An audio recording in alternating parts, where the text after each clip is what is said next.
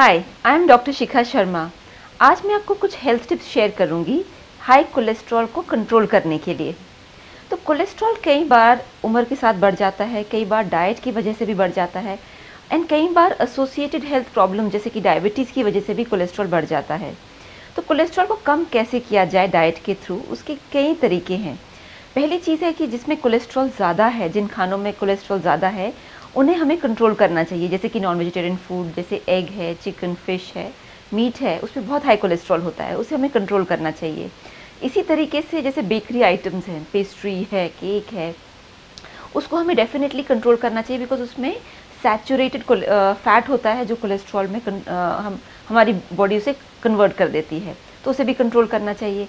तीसरी चीज़ जो बहुत इंपॉर्टेंट है, जैसे फ्राइड फूड, तला हुआ फूड, वो हमें अपने खाने में बहुत कम करना चाहिए।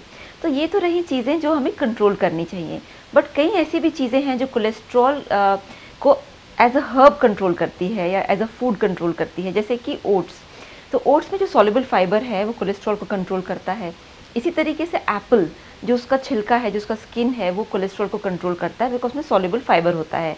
तो एप्पल्स खाना विद द स्किन बहुत अच्छी चीज़ है। गुगलू एक आयुर्वेदिक हर्ब है जो बड़े अच्छे से कोलेस्ट्रॉल को कंट्रोल करती है, तो ये हमें ज़रूर लेना चाहिए अपनी डाइट में।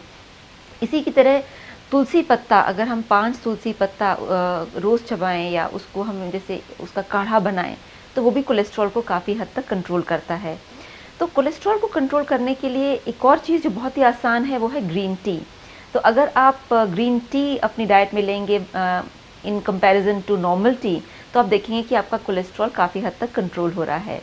तो इन चीज़ों को अगर आप फॉलो करें तो आप देखेंगे कि 4 हफ्तों में या 6 हफ्तों में धीरे धीरे करके आपका कोलेस्ट्रॉल कंट्रोल में आ रहा है।